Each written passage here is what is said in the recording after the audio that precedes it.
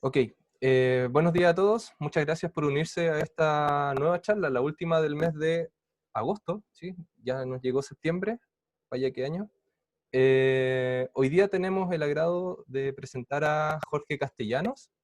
Jorge, como recién había mencionado, es ingeniero geofísico de la UNAM, donde conoció a Choli Pérez Campos, que fue una charlista que también tuvimos en esta ronda de Geocharlas de Cubo. Eh, y ahí conoció la sismología. Hoy en día es doctorante de último año en Caltech, en California, Estados Unidos, y hoy nos trae una interesante charla, muy diferente a lo que teníamos anteriormente, llamada Escuchando las reverberaciones del agua, una novedosa herramienta para el estudio de la estructura de la Tierra y la fuente sísmica. Así que muchas gracias, Jorge, por aceptar la invitación, y es todo tuyo. Sí, muchas gracias, Javier. Y pues bueno, buenos días a todos o tardes, dependiendo de dónde nos estén acompañando. Y antes de adentrarme a la presentación, me gustaría extender mi más sincero agradecimiento a los organizadores de esta serie de seminarios, a Leoncio, a Javier y a Catalina, quienes pues no solamente crearon este espacio, sino me invitaron para compartir un poco del trabajo que he estado haciendo durante este tiempo. Y pues bueno, a pesar de que mi nombre es el único que aparece en la pantalla, me gustaría mencionar que todo esto lo he trabajado en colaboración con Sean Wen-San, quien es uno de mis coasesores de tesis aquí en el doctorado. Tengo un problema. Pues bueno, antes de adentrarme a la plática, me gustaría avisarles que durante el transcurso de la presentación les voy a enseñar varios sismogramas y me voy a meter a los detalles de las formas de onda contenidos en esos sismogramas. Y pues bueno, esto puede ser algo bueno o malo dependiendo cuál sea su interés en la sismología observacional, pero consideré prudente comenzar con las estructuras que generan este tipo de señales o los señales que están contenidas en los sismogramas que les voy a estar enseñando. Y pues estas son las fallas. Y en particular me gustaría enfocarme en las fallas transformantes oceánicas. Estas fallas son fallas de movimiento lateral que se crean generadas en el océano y juegan un papel muy fundamental en la tectónica de placas, ya que acomodan el movimiento lateral de la corteza oceánica y permiten la conexión entre dorsales y trincheras. Desde un punto de vista kinemático, uno tiene material caliente que está ascendiendo a la superficie por las dorsales oceánicas y al hacerlo desplaza la corteza lateralmente a diferentes tasas de velocidades que varían con la posición de la dorsal, y lo cual genera que las diferentes porciones de la corteza oceánica se deslicen de forma diferente en diferentes secciones del océano, lo cual genera fricción y genera sismos. Eso está bien ilustrado en los mapas que estoy mostrando en la derecha, donde podemos ver cómo la edad del piso oceánico varía en diferentes lugares del mundo. Y en el mapa de arriba estoy graficando la sismicidad transformante en los océanos y podemos ver que está bastante bien delimitada en estos límites transformantes. A nosotros como sismólogos o geocientistas nos interesa conocer el comportamiento de las fallas en general, ya que estas estructuras posan un peligro inminente para la comunidad en general. Ahora, la mayoría de las inferencias sobre nuestros conocimientos que tenemos sobre el comportamiento de fallas han surgido con base en el estudio de fallas continentales grandes, tales como la falla de San Andrés en California o la falla de Anatolia en Turquía. Sin embargo, las fallas transformantes oceánicas tienen o poseen un conjunto de características bastante diferentes y los cuales las hacen mucho más interesantes que las fallas continentales. A grandes rasgos, estas fallas son morfológicamente mucho más simples que las fallas continentales. Ocurren como estructuras lineales bien desarrolladas y, y no son tan complejas, o al menos geométricamente complejas, como las continentales. Y el ejemplo más sencillo en el cual pude pensar mientras estaba haciendo esta presentación es si comparamos cómo ocurrió el sismo del año pasado de Ridgecrest en California, que podemos ver que a pesar de que es una falla bastante grande, tiene un proceso de ruptura bastante complejo en el cual hay fallamiento que es hasta ortogonal al plano de deslizamiento principal de la falla. Las fallas oceánicas parecen ser un poco más sencillas que eso y son geométricamente más simples. Otro aspecto bastante interesante de esas fallas es que tienen una estructura térmica bastante predecible y bastante suave, que se puede aproximar con un modelo de enfriamiento de un semiespacio infinito. Este modelo simplemente asume que las placas se comportan como placas rígidas que se están desplazando fuera de distante de la dorsal, que esa es la fuente de calor, y, um, perdón, sí, que esa es la fuente de calor. ¿Y cuál es el control de la temperatura con la sismicidad? Y es que los sismos corticales son comúnmente pensados que son controlados por la temperatura. Es decir, se cree que los sismos corticales solamente ocurren sobre el límite del dominio frágil, y estos son ausentes en el dominio dúctil.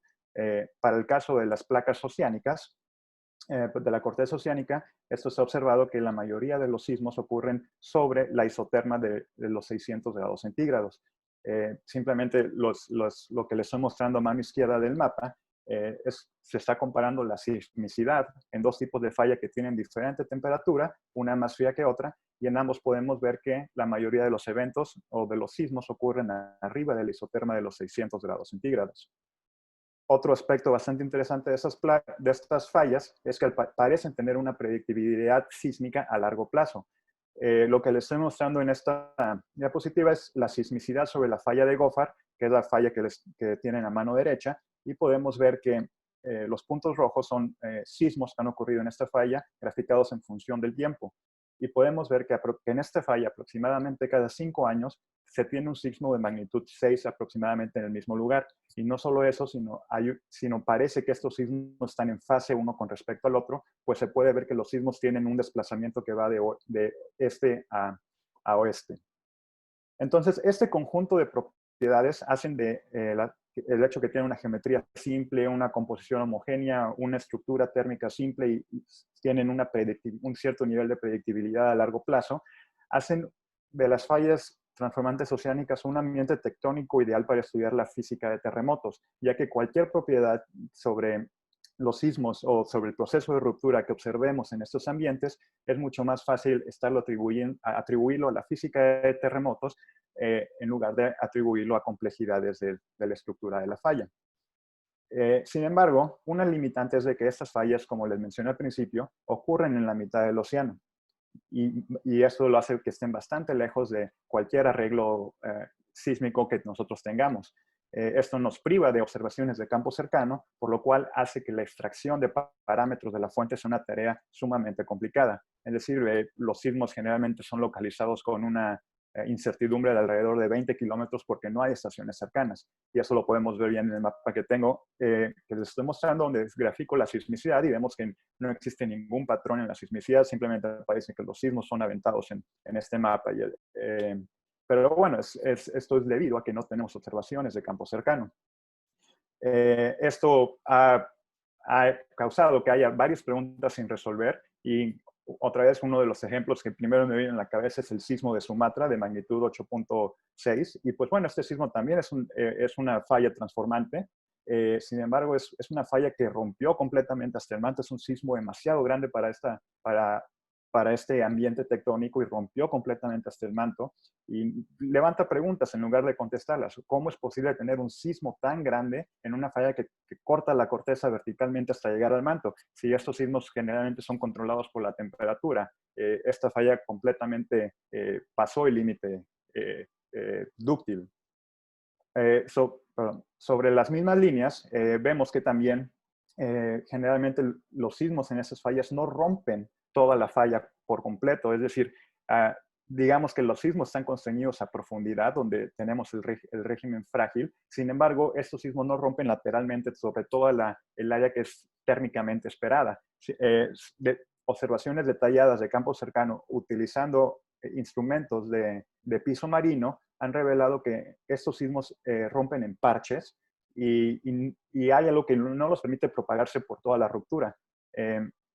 Esto ha levantado preguntas si acaso son pequeñas discontinuidades geométricas en la falla, los cuales están limitando que la ruptura se propague, o si son variaciones en las propiedades friccionales de la falla. Esto causa que haya un gran déficit de deslizamiento en la falla, es decir, el piso marino se está extendiendo, por lo cual está aplicando deformación a la falla y esta se tiene que liberar de alguna forma y lo está haciendo de forma asísmica, liberándolo en forma de calor y no en energía elástica.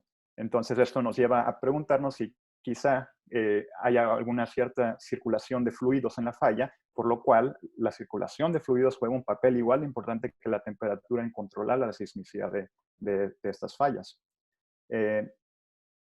Si nos vamos a ver el nivel de predictibilidad de estas fallas, también quedan preguntas sobre si acaso cada vez que se repite un sismo está ocurriendo exactamente sobre el mismo parche o simplemente, o la falla tiene las propiedades de poder cambiar sus propiedades friccionales que permita liberar los diferentes parches, sean sísmicos o asísmicos, conforme el paso del tiempo. Y eso es bastante importante de entender porque este tipo de comportamiento lo hemos visto también en la falla de San Andrés, donde hay secciones que están liberando la energía de forma sísmica. Y bueno, sería importante e interesante saber si la falla puede cambiar sus propiedades con respecto al tiempo. Y pues bueno, a lo que quiero llegar con todo esto es que hay varias preguntas sin resolver. ¿Qué afecta el tamaño de las zonas sismogénicas? ¿Cómo varían las propiedades físicas de la falla? Etcétera. Y estamos limitados a poder contestarlas. Y es bastante importante, a pesar de que estas fallas están en el océano y no posan un peligro inmediato para nosotros, es lo que aprendamos sobre estas fallas se puede aplicar a sus contrapartes en los continentes, que son las que posan un peligro inmediato para nosotros. Yo lamentablemente no les voy a dar respuesta a ninguna de estas preguntas, sino lo que les voy a presentar es un marco metodológico en el cual he estado trabajando para poder remover las limitantes y nos permita estudiar a más detalle estas fallas. Y pues bueno, voy a tomar un paso atrás a varias de las metodologías que nosotros como sismólogos utilizamos para inferir propiedades de la Tierra o de los sismos, y es el modelado de forma de onda. A grandes rasgos, este marco consiste, es un proceso iterativo en el cual calculamos sismogramas sintéticos utilizando un modelo de estructura y una representación de la fuente que asumimos que es la correcta para generar o predecir cuál sería el movimiento de la Tierra dada una serie de condiciones, y comparamos nuestros sismogramas que generamos de manera numéricamente con las observaciones y empezamos a hacer alteraciones a nuestro modelo de estructura o a nuestra representación de la fuente hasta encontrar un buen ajuste entre las observaciones y nuestras predicciones. Ese es un simple ejemplo sobre un sismo, sobre una investigación que se hace sobre la estructura de la frontera de la corteza y del manto, donde infieren una capa de baja velocidad y esto lo confirman mediante calculando sismogramas sintéticos y haciendo pequeños ajustes a la capa de velocidad hasta que se tiene un buen ajuste entre las observaciones y los sismogramas predichos. Como se pueden imaginar, el verdadero poder de esa técnica reside o depende mucho de nuestro conocimiento de la estructura. Es decir, vamos a suponer un modelo para propagar las ondas y ver si podemos inferir algo sobre la fuente. Lo que les estoy mostrando acá es un mapa de velocidades de California de alta resolución. Los colores rojos representan velocidades bajas, los azules son velocidades altas a dos diferentes profundidades. Y lo que yo quiero decir sobre esto es de que en un trabajo anterior de este año se mostró bastante bien la importancia de tener un buen modelo de velocidades para poder predecir las ondas y sacar parámetros de la fuente. Y eso se hizo en California porque contamos con un modelo de alta velocidad, dado que tenemos varias estaciones sismológicas. Bueno, si vamos a nuestro ambiente, nosotros no tenemos ningún modelo de velocidad. No tenemos estaciones cercanas para crear estos modelos de velocidades, no conocemos de estructura en estas fallas, y a pesar de que son simples, no podemos suponer un modelo estructural complejo más que un modelo de una sola dimensión. Sin embargo, algo que nosotros no hemos considerado hasta hoy en día es que, de hecho, tenemos la capa de velocidad más homogénea del planeta. Es decir, y esta es la columna de agua. Es decir, a pesar de que existe un gradiente de temperatura y un gradiente de presión que varía con la profundidad del océano, para las longitudes de onda que nosotros estamos viendo, podemos considerar el océano como una capa de velocidad completamente homogénea y podemos utilizar las propiedades de propagación sobre esta capa para inferir propiedades sobre la fuente sísmica. Y esa es nuestra hipótesis. Y pues bueno, para ilustrar este principio, investigamos cuál es la respuesta sísmica del océano. Entonces, si llegásemos a tener, supongamos este ejemplo, llegamos a tener un sismo en medio del continente, vamos a tener, lo que les estoy mostrando, perdón, es una caricatura de un sismo, es profundidad con distancia, y vamos a tener una onda directa. Ocurre el sismo, la onda directa se mete a la Tierra, viaja por el interior de la Tierra, llega a la estación, y también se tiene una onda que va hacia arriba y rebota en la superficie de la Tierra y vuelve a bajar. Y prácticamente lo que registraríamos es el sismograma que les estoy mostrando. Sin embargo, si nosotros tuviésemos una capa de baja velocidad, que es como el océano, esta energía que sube a la superficie y generalmente rebota y se vuelve a meter a la Tierra, queda atrapada en la columna de agua y comienza a reverberar, causando que se generen esta secuencia de arribos con polaridad alternante, dado el cambio en el contraste de impedancias acústicas en la superficie libre de la Tierra sólida, que llegan después de los primeros arribos. ¿Cómo se ven esos arribos en la realidad? Lo que les estoy mostrando ahorita es el registro de un sismo, de una falla transformante en el Océano Índico. Y pues bueno, está alineado con el primer arribo, que es la onda P. Y lo primero que podemos ver es que, perdón, les estoy mostrando también el contenido frecuencial de esta señal. Este es un sismograma registrado en la estación Kursk, creo que está en Asia. Y pues bueno, podemos ver que tiene un alto contenido energético alrededor de los 0.12 hercios. Entonces, el periodo o el inverso de este pico frecuencial es a los 8.33 segundos. Y si suponemos o conocemos la velocidad acústica del agua, que es 1.5 kilómetros sobre segundo, podemos inferir una longitud de onda de 12 kilómetros. Ahora, el modo fundamental que se puede generar en una capa como el océano es de un cuarto del periodo de onda, lo cual nos estima que la capa tiene un grosor de 3.12 kilómetros, y eso es bastante consistente con la profundidad del océano en esta zona. Entonces, todas estas ondas que estamos viendo acá simplemente son reverberaciones del agua que están atrapadas en la columna. Pero ahorita lo que les enseña es un sismograma en una sola estación. Si empezamos a observar cómo los sismogramas varían en función de la dirección, en función del azimut, vemos que las fases de agua son bastante complejas y no existe ningún patrón que sea fácil de detectar.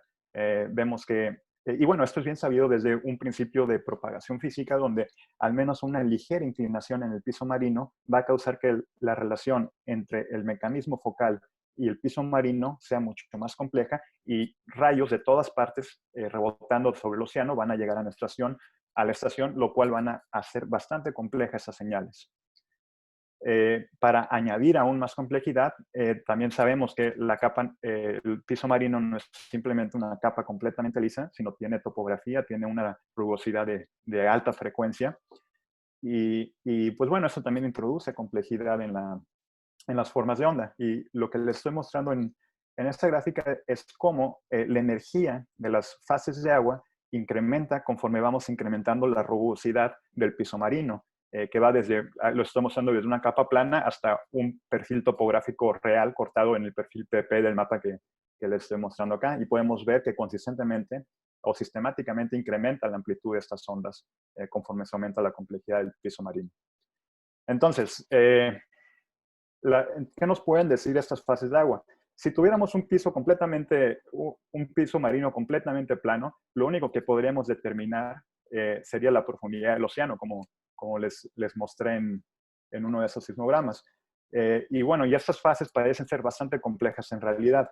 Sin embargo, el hecho de que tengan o que sean tan sensibles a pequeños cambios en el piso marino nos presenta la oportunidad única de asociar patrones complejos en la coda o en estas formas de onda a propiedades de la fuente.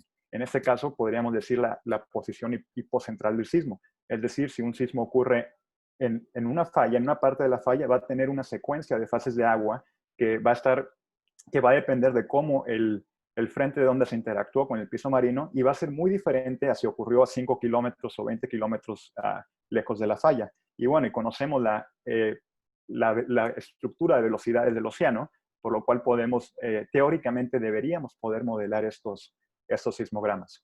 Para ilustrar este principio, digamos que tenemos un registro sísmico, tenemos alineado la onda P y tenemos las fases de agua. Si tratamos de modelar las fases de agua con parámetros de la fuente erróneos, va a ser bastante probable que no podamos a pesar de que modelamos el primer arribo de la onda P, no podemos modelar las fases de agua. Sin embargo, si lo hacemos con parámetros de la fuente correctos, lo más probable es que deberíamos o podríamos modelar estos arribos. Y pues bueno, como se pueden imaginar, esto depende de qué también podemos capturar la interacción del frente de ondas con el piso marino, y lo cual requiere que hagamos simulaciones numéricas de muy alta resolución. El problema con esto es de que no tenemos estaciones cercanas y esto requiere que modelemos la propagación en un área demasiado grande, a escala continental, y que al mismo tiempo estemos capturando los pequeños detalles estructurales del piso marino, lo cual requiere una discretización del medio bastante fina. Entonces, esto es numéricamente imposible, por lo cual adoptamos un método híbrido para modelar este tipo de fases. Entonces, lo que hacemos es discretizamos bastante fino la región de la fuente y hacemos la simulación de propagación de ondas en 3 dimensiones, utilizando métodos espectrales, utilizando Spectrum, y después guardamos todos los desplazamientos en el contorno de esta caja y propagamos todo el desplazamiento después con un método de propagación de una sola dimensión. Entonces, esto lo que hace es nos permite capturar toda la complejidad de propagación en el lado de la fuente y simplemente preocuparnos por hacer a alta resolución esto y propagar todo el desplazamiento de una forma fácil y rápida. Entonces, esto nos permite capturar bastante bien la complejidad cerca de la fuente a una alta velocidad. Y pues bueno, para enseñar la importancia de capturar los efectos tridimensionales en las fases de agua, en el modelado de las fases de agua, lo que les estoy mostrando acá es una comparación de nuestros intentos de modelar las fases de agua utilizando el método 1D.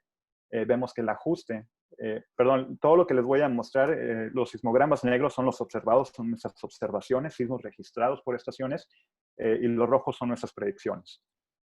Bueno, vemos que el ajuste no es completamente satisfactorio. Podemos cambiar el modelo de velocidades e introducir un océano, y sin embargo vemos que no podemos modelar las fases de agua. Esto se debe a una relación en el mecanismo focal porque es un mecanismo de cizalla vertical. Entonces, el plano nodal es completamente vertical a la energía que sube al océano, por eso no hay energía en las fases de agua con un océano plano. Podemos introducir una rugosidad realista al piso marino y vemos que esto ya incrementa las amplitudes de las fases de agua, sin embargo no podemos empatarlas a un nivel satisfactorio, y no es hasta que introducimos toda la complejidad de 3 dimensiones de la estructura cerca de la fuente que podemos modelar las fases de agua con alta resolución. Y pues bueno, creemos que podemos modelar esas fases de agua, creemos que podemos relocalizar estos sismos viendo simplemente las fases de agua, y probamos nuestra hipótesis con la falla transformante de Goffard, que es una falla de longitud relativamente corta y tiene una temperatura elevada. Bueno, estos son los resultados de si tratamos de modelar las fases de agua utilizando las localizaciones reportadas por el Global CMP, y vemos que tenemos ajustes de todo tipo, buenos y malos. Me gustaría que nos enfocáramos en esos 4 sismos por el momento. Y pues bueno, lo que vemos primero es de que uno de ellos tiene un ajuste bastante bueno a las fases de agua. Y esto se debe a que, curiosamente, este sismo fue capturado por un arreglo de sismómetros de piso marino que estaban cercanos ahí, y por lo cual es localizado con alto nivel, su localización es probablemente que esté correcta. Entonces, podemos ver que si usamos esa localización, podemos modelar las fases de agua. Los otros 3 sismos vemos que tienen un ajuste bastante malo, y lo cual nosotros lo vamos a atribuir a un error en la localización absoluta del centroide. Y pues bueno, algo que podemos hacer es modelar cómo se verían las fases de agua en diferentes secciones de la falla y sistemáticamente probar cuál es la localización que nos brinda el mejor ajuste. Las posiciones de 1 a 5 las estoy poniendo en el mapa, es en la parte pequeña de la falla. Y bueno, lo que podemos ver es que las fases de agua cambian en cada posición. La posición número 5 es la reportada por el catálogo, por el Global CMP. Vemos que tiene un ajuste bastante malo y podemos ver que hasta cierto punto, en una localización, podemos obtener un ajuste bastante bueno de las fases de agua. Otros sismos tienen una relación un poco más compleja con la batimetría, y este caso es el sismo de 2007 que les estoy señalando en el mapa. Vemos que, por ejemplo, que varias estaciones muestran patrones o arribos bastante prominentes de las fases de agua, que las estoy señalando con las flechas verdes. Y pues bueno, si tratamos de replicar esas fases de agua con posiciones candidatas a lo largo de la falla, vemos que solamente ciertas posiciones pueden replicar estos arribos prominentes, en este caso las posiciones 13 a 16. Y pues bueno, una vez que tratamos de relocalizar el sismo modelando estas fases, podemos encontrar que tenemos un ajuste bastante bueno a todas las fases de agua. No los voy a aburrir más con esto, pero bueno, es simplemente es un proceso de búsqueda en el cual podemos relocalizar los sismos. Algunos sismos son más complicados de localizar. Por ejemplo, este sismo no se encuentra en la falla principal, por lo cual requiere una búsqueda no inteligente, es decir, no podemos decir, yo creo que el sismo ocurrió acá, sino hay que buscar un espacio más amplio, pero el punto es que podemos llegar a una localización que minimice el desajuste entre nuestras predicciones y las observaciones. Y pues bueno, podemos ver que mediante el modelado de las fases de agua podemos relocalizar los sismos y podemos alcanzar un muy buen ajuste de todas estas fases. Encontramos que generalmente esos sismos son localizados con un error de hasta 20 kilómetros, lo cual es bien sabido para ese tipo de ambiente tectónico. Y al parecer funciona bastante bien. Sin embargo, hay limitantes en nuestros análisis. El primero, y más obvio de todos, es el costo computacional. A pesar de que estamos adoptando un método híbrido para modelar todas estas fases, como quiera es un proceso computacionalmente bastante caro y son corridos en las supercomputadoras de la universidad y una simulación puede tardar de 8 a 15 horas. Otra es que hay una sensibilidad variable. Eso lo podemos ver con el último sismo, donde a pesar de que les mostré que hay una localización que minimiza el desajuste entre nuestras observaciones y predicciones, vemos que los cambios en el desajuste son bastante pequeños. Entonces no podemos simplemente decir el sismo ocurrió en este lugar absoluto, dado que la sensibilidad es un poco variable. Y el otro es que generalmente tenemos un cociente de señal ruido bastante bajo. Estos sismos son de magnitud baja moderada, por lo cual generalmente mucha de la señal está bajo el nivel del ruido y requiere que hagamos cierto tratamiento de señales para limpiar las señales, lo cual hace que perdamos resolución en nuestro análisis. Entonces, nos preguntamos cómo podemos mitigar estas limitantes. Y la mejor opción que nosotros pensamos fue utilizar ondas superficiales. Para aquellos que no son sismólogos, la diferencia, todo lo que les he mostrado ahorita ha sido con ondas de cuerpo. Esas ondas son aquellas que viajan por el interior de la Tierra, ocurre el sismo y viajan completamente por el volumen de la Tierra, y por ello que viajan por un volumen se atenúan mucho más rápido y llegan con una amplitud muy baja a la estación. Las ondas superficiales, por el otro lado, viajan sobre la superficie de la Tierra, sobre el área de la Tierra, por lo cual el decaimiento con la distancia es mucho más pequeño y son mucho más prominentes en los registros. Entonces, simplemente para que tengan noción de cómo se ven estas señales, las estoy señalando con la flecha roja en el mapa. Vemos que la amplitud es bastante diferente y bastante grande. Son más fáciles de observar. Y bueno, ¿en qué contexto podemos utilizarlas? Supongamos que tenemos una falla y tenemos dos sismos ocurriendo en esta falla, la estrella azul y la negra. Bueno, tenemos estaciones alrededor distribuidas en el mundo, y si tuviésemos una estación que está en la mitad de estos, posicionada lateralmente a la mitad de estos dos sismos, y tenemos un medio completamente homogéneo e isótropo, la diferencia de arribo, en el tiempo de arribo entre las señales a esa estación va a ser 0. Si vemos cuál es la diferencia de arribo entre una estación localizada hacia el oeste, la señal del sismo negro va a llegar antes que la del sismo verde y va a haber una diferencia negativa en el tiempo de arribo. Al oeste va a ser aún más, y si nos vamos al noreste va a ser un poco menos, y al norte va a ser otra vez 0. Y pues bueno, si analizamos el patrón completamente azimutal, vamos a tener una forma que es cosenoidal, donde una forma funcional cosenoidal en el cual la amplitud de esta de este patrón va a depender de la distancia entre los dos sismos y la fase va a depender de la posición lateral de los dos sismos. Y pues bueno, esto nos brinda la idea de que podemos utilizar un algoritmo de diferencias dobles. Esto consiste en minimizar los residuales entre los tiempos diferenciales entre las ondas superficiales de dos sismos. Simplemente esto consiste en correlacionar, sacar los tiempos diferenciales entre los paquetes de ondas superficiales y hacer una adaptación y analizar, perdón, la sensitividad a los cambios diferenciales del tiempo con respecto a la colatitud y la longitud del sismo. Y podemos minimizar la diferencia tratando de encontrar las localizaciones apropiadas de los dos sismos. En un caso real les estoy mostrando acá cómo si correlacionamos las ondas superficiales de dos sismos, podemos recuperar ese patrón cosenoidal que les estaba mencionando. Y en puntos azules estoy graficando la localización inicial, suponiendo que conocemos la localización del sismo, vemos que tenemos un ajuste algo malo, y una vez que relocalizamos el sismo, podemos ajustar estas curvas. No me voy a meter a detalles, esto lo hacemos en un rango de periodo de 30 a 80 segundos, porque las ondas superficiales son dispersivas, pero en este rango son un tanto homogéneas. La velocidad es un poco más sencilla.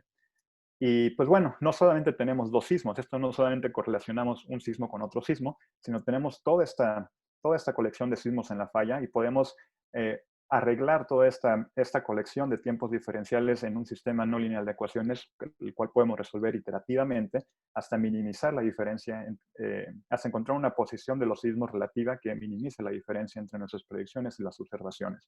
Y una vez que lo hacemos, vemos cómo todos los sismos se colapsan en un cierto plano, el cual coincide con el azimut o con la dirección de la falla, pero algo que nos brinda un poco de duda es que estos sismos no se encuentran en la falla, y eso es porque nuestro algoritmo solamente encuentra la posición relativa de los sismos.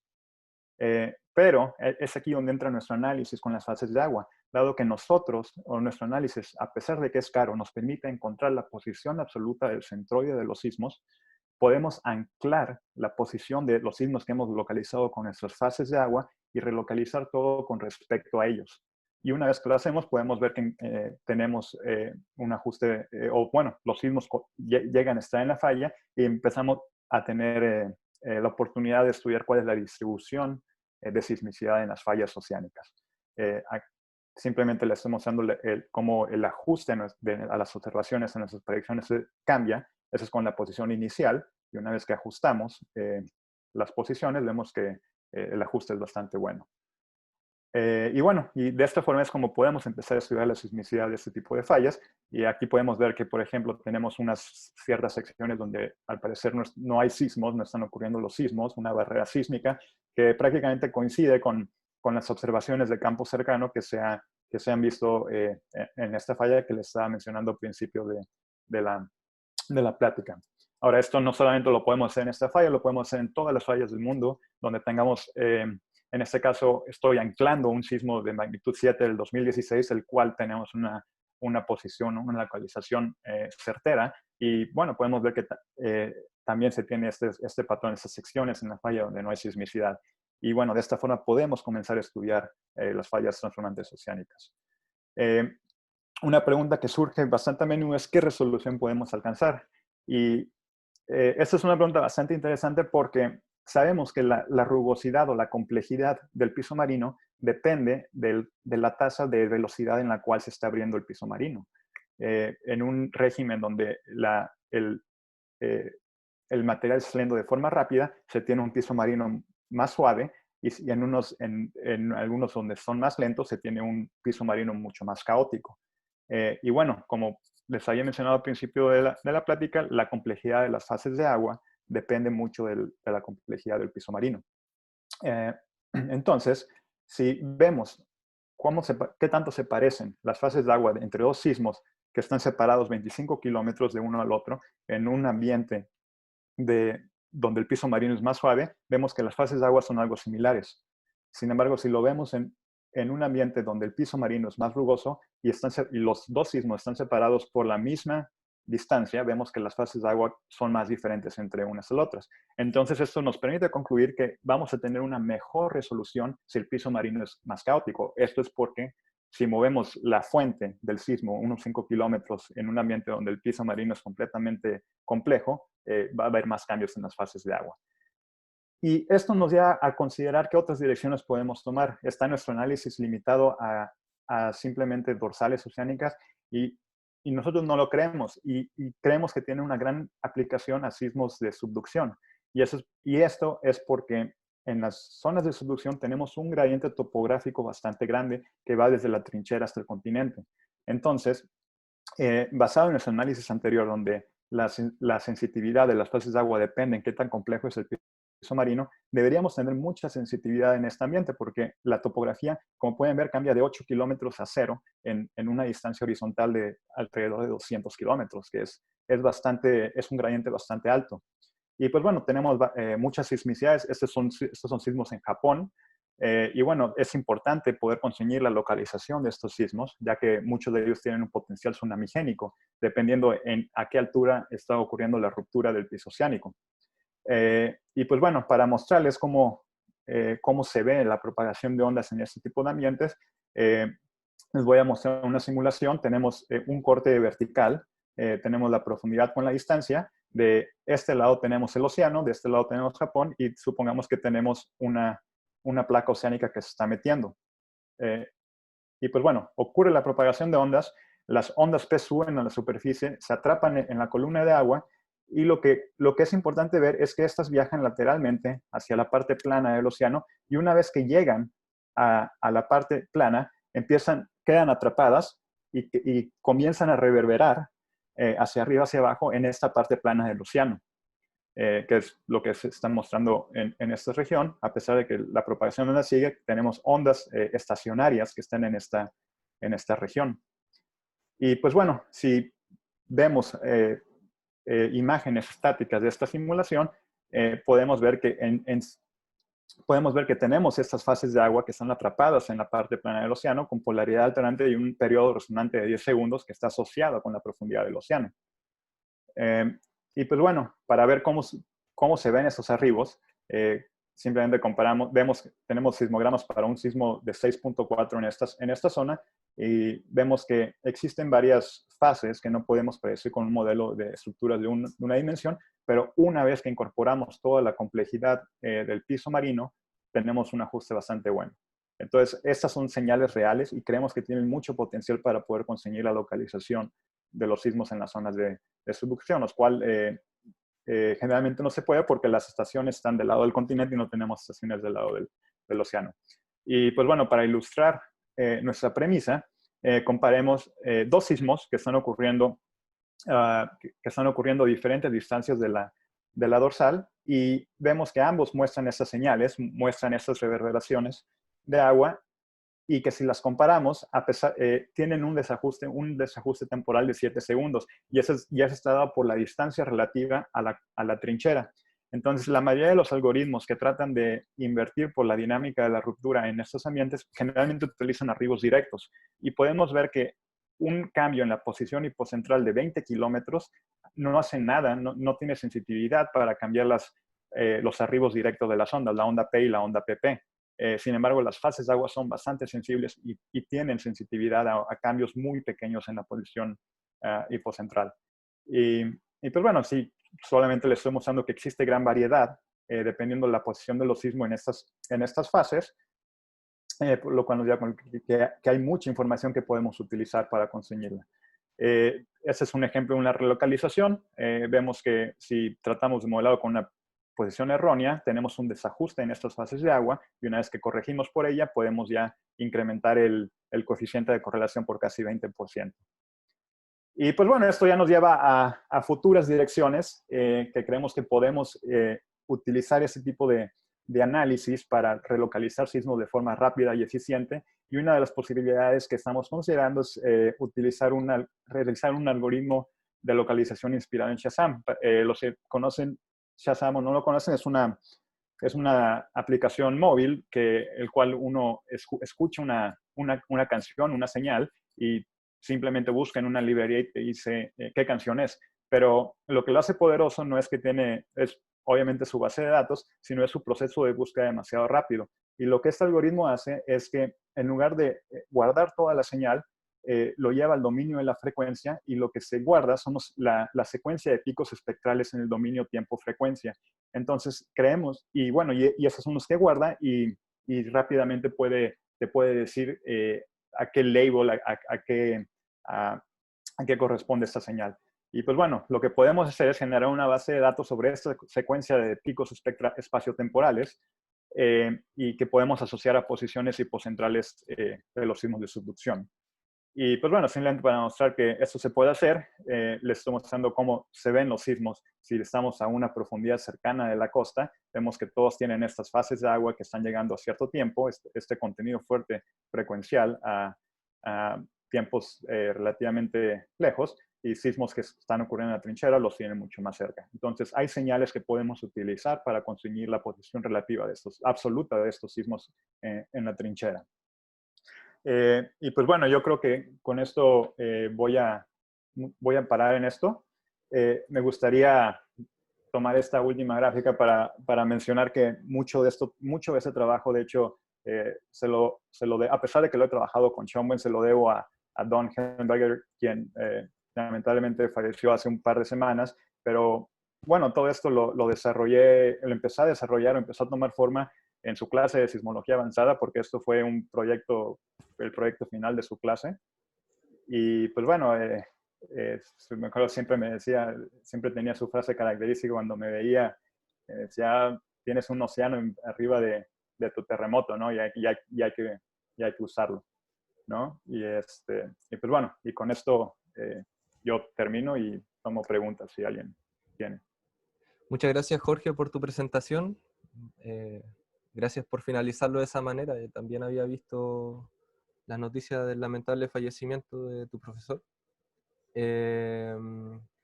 Bueno, Jorge, tenemos algunas preguntas ya en el chat.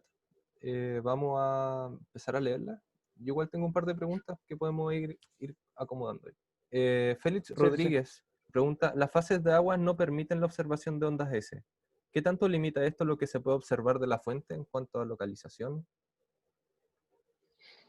Sí, pues sí, las ondas S no entran al océano, pero juegan un papel bastante importante en la energía que se está, en la amplitud de las fases de agua. Y eso es porque también tienes una onda S que sube al piso marino y cuando hace contacto con ella se convierte a P en el océano. Y de hecho he visto que la mayoría de las fases de agua son generadas por una onda SAP, no por una onda de PP. Entonces, sí, juegan un papel bastante importante y nos puede llegar a tener información sobre el mecanismo focal, porque la inclinación el dip del mecanismo focal te determina con qué parámetro de rayo sube la onda que introduce la energía en el océano. Gracias por tu respuesta, Jorge. Yo tenía una duda con respecto a los modelos 3D que utiliza. ¿En realidad necesitan ser incorporados en todo lo que es la trayectoria de los rayos o te concentran en la parte de la fuente? Sí, es solamente, bueno, creo que les mostré el modelo, pero es solamente en la parte de la fuente. En la velocidad de la fuente. Sí, es un poco complicado porque el modelo como quiera tiene que ser bastante grande, a pesar de que está concentrado solamente en la región de la fuente, porque se tienen reflexiones artificiales en las fronteras donde uno corta el océano, ¿no? Entonces tenemos que tener cuidado con eso. Entonces es en la fuente, pero es una región como quiera bastante grande. Son 10 grados por 10 grados, entonces sigue siendo bastante grande. Sí, sí. Sí, genial. Claro, porque tu principal estudio era en una falla de 90 kilómetros, ¿no? ¿Cómo se llamaba? Gofar. En Gofar, sí. Sí, sí. Bueno, Catalina pregunta, bueno, te agradece mucho por tu presentación. Félix también agradeció la respuesta. Tiene un par de preguntas bastante técnicas. Primero, ¿cuál es la menor frecuencia que lograron modelar con SpecFEM? Entiendo que esto depende de la capacidad computacional. Sí, de hecho no introduje esta gráfica. pero tenemos un análisis. De hecho, esa es una publicación de este año. Si les interesa, les puedo mandar la referencia. Bueno, tenemos una gráfica donde analizamos cuál es la sensitividad de las fases de agua a la resolución del modelo. Entonces, prácticamente generamos una serie de simulaciones donde empezamos a cambiar el tamaño de los elementos en el modelo y empezamos a ver cómo cambian esas señales conforme lo vamos haciendo más grande el modelo. Y lo que encontramos es que debe ser una simulación de 5 segundos. Prácticamente lo que necesitamos es de que la frecuencia máxima que nos permita la simulación resolver sea más grande que la longitud de onda de la onda P en el océano. Entonces, nos enfocamos alrededor de 5 segundos. Sí, creo que esa es la pregunta, ¿verdad? Sí, y la otra es, ¿cuál es la resolución que tiene el modelo 3D tanto en profundidad como en la superficie? En realidad, esto es un poco Sí, más hacia qué profundidad atacamos. sí, creo que creo que son 50 kilómetros de profundidad. Son 10 grados por 10 grados y 50 kilómetros en profundidad. Toma alrededor de 4 horas. ¿Cuántos? 264 CPUs por 5 horas. Ya. Sí, Catalina, Sí, pero para contextualizar, Catalina preguntó cuántas CPU o GPU necesitan para llegar a esos 5 segundos. sí, son alrededor de 200 CPUs por unas 5 horas para una corrida de SpecFem y después nos toca hacer la simulación fuera de la caja, que eso también toma 5 horas. Entonces, y luego el acoplamiento que también toma alrededor de unas 8 horas. Entonces, una simulación tarda alrededor de pues, prácticamente un día.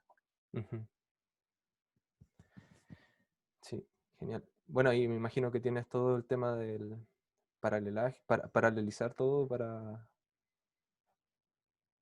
correrlo para tener buenos resultados, ¿no? Pues sí. Prácticamente sí ha sido tunear estos parámetros, encontrar eh, algo que no nos produzca errores, pero sí. Claro. Gracias por tu respuesta, Jorge. Yo tenía una pregunta. En la falla Jofar, ¿cuál es la magnitud máxima que ha alcanzado algún terremoto que ha ocurrido ahí? Son magnitud de 6.2, creo. Ya. 6.2.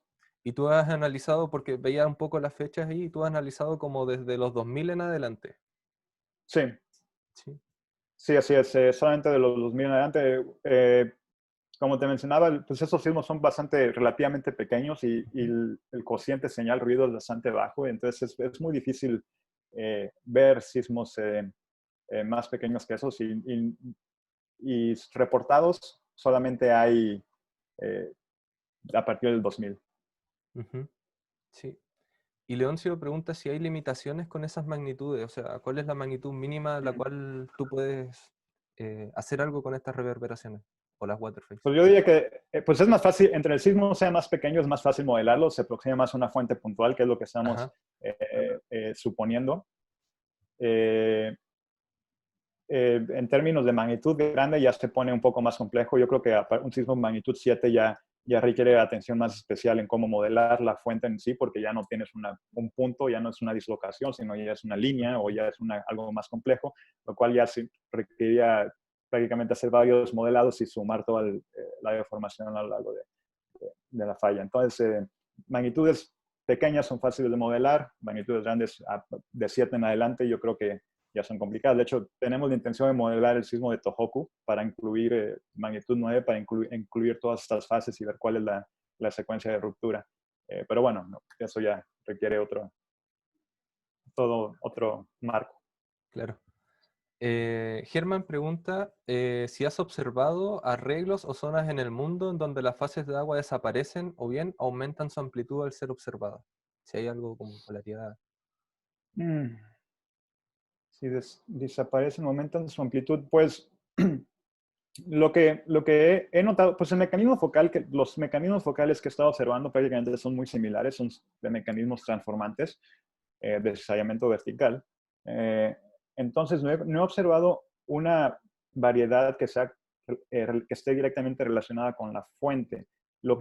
Las variaciones con la amplitud de las fases de agua que he observado dependen mucho de la rugosidad del piso marino.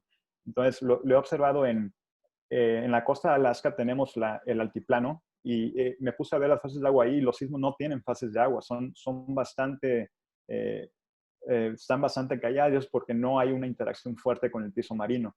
Me he puesto a ver los sismos en el Océano Atlántico, donde se tiene un régimen más caótico y las fases de agua son muchísimo más complejas ahí. También cambia con la profundidad. Un sismo bastante somero no te genera fases de agua porque, como les mencioné, el rayo que sube al piso marino prácticamente sale de la parte nodal de la esfera focal, entonces hay muy poca energía que sube al océano. Si el sismo es más profundo, ya tiene un rayo de inclinación un poquito inclinado que ya permite interacción de las otras partes del mecanismo focal. Pero bueno, esas son las variaciones que he observado en las amplitudes. Sí. Y bueno, o sea, siguiendo en esa línea, me imagino que las redes de estaciones que utilizas son estaciones costeras y en islas, preferentemente, ¿no? Sí, o sea, de hecho son estaciones generalmente en todo el mundo, no necesariamente tienen que estar cerca De de la cuerpos de costa. agua. Ujú. Sí, creo que, bueno, sí, sí, sí. Pueden estar en cualquier parte. Yo utilizo estaciones en Estados Unidos más que nada. Ya. Ujú. Bueno, Félix nos tiene otra pregunta. ¿Qué tanto los fenómenos atmosféricos afectan a las formas de onda en las fases de agua, como los huracanes, por ejemplo? Mm, eh, no sé, no me he puesto a ver, sí, no me he puesto a ver si los huracanes generan fases de agua o no. No tengo respuesta a esa pregunta. Pero sí, sería interesante revisar si tienen alguna señal sísmica. Ujú.